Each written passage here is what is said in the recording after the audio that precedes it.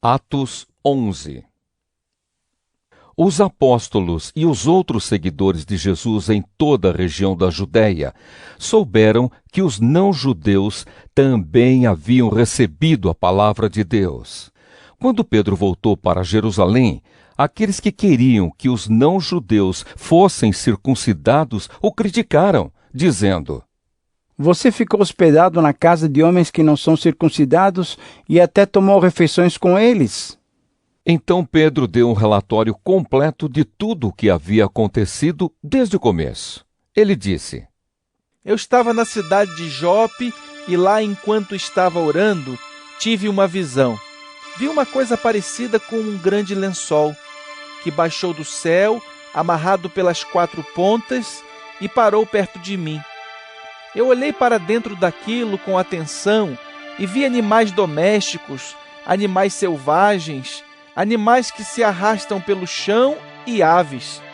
Depois, ouvi uma voz que me dizia: Pedro, levante-se, mate e coma. Eu respondi: Isso não, Senhor. Eu nunca comi nenhuma coisa que a lei considera suja ou impura.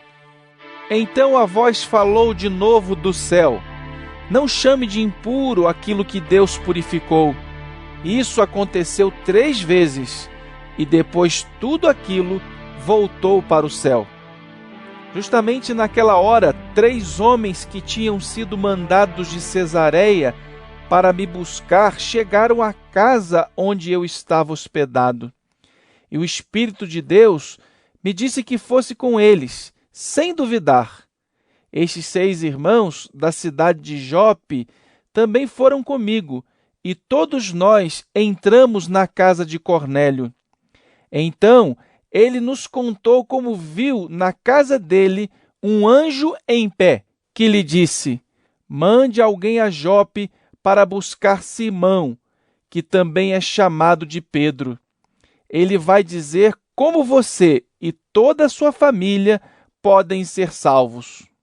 E Pedro continuou: Quando comecei a falar, o Espírito Santo veio sobre eles, como tinha vindo sobre nós no princípio. Aí eu lembrei que o Senhor Jesus tinha dito: É verdade que João batizou com água, mas vocês serão batizados com o Espírito Santo. De fato, os não-judeus receberam de Deus o mesmo dom que nós recebemos quando cremos no Senhor Jesus Cristo. E quem era eu para ir contra Deus? Quando ouviram isso, eles ficaram sem ter o que dizer e louvaram a Deus, dizendo: Então Deus deu também aos não-judeus a oportunidade de se arrependerem e ganharem a vida eterna. Os seguidores de Jesus foram espalhados pela perseguição que havia começado com a morte de Estevão. Alguns foram até a região da Fenícia, a ilha de Chipre e a cidade de Antioquia, e anunciavam a palavra de Deus somente aos judeus.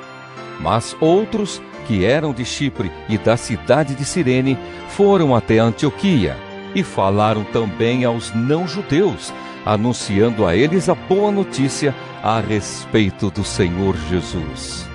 O poder do Senhor estava com eles, e muitas pessoas creram e se converteram ao Senhor. Essas notícias chegaram à igreja de Jerusalém, que resolveu mandar Barnabé para Antioquia. Quando chegou lá e viu como Deus tinha abençoado aquela gente, Barnabé ficou muito alegre e animou todos a continuarem fiéis ao Senhor de todo o coração. Barnabé era um homem bom, cheio do Espírito Santo e de fé, e muitos se converteram ao Senhor. Depois, Barnabé foi até a cidade de Tarso a fim de buscar Saulo. Quando o encontrou, ele o levou para Antioquia. Eles se reuniram durante 1 ano com a gente daquela igreja e ensinaram muitas pessoas. Foi em Antioquia que, pela primeira vez, os seguidores de Jesus foram chamados de cristãos. Naquele tempo, alguns profetas foram de Jerusalém para Antioquia.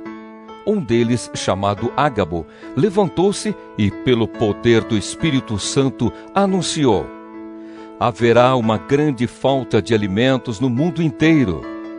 Isso aconteceu quando Cláudio era o imperador romano. Então os cristãos resolveram mandar ajuda aos irmãos que moravam na região da Judéia e cada um deu de acordo com o que tinha. E mandaram o dinheiro por meio de Barnabé e Saulo para que eles o entregassem aos presbíteros da igreja.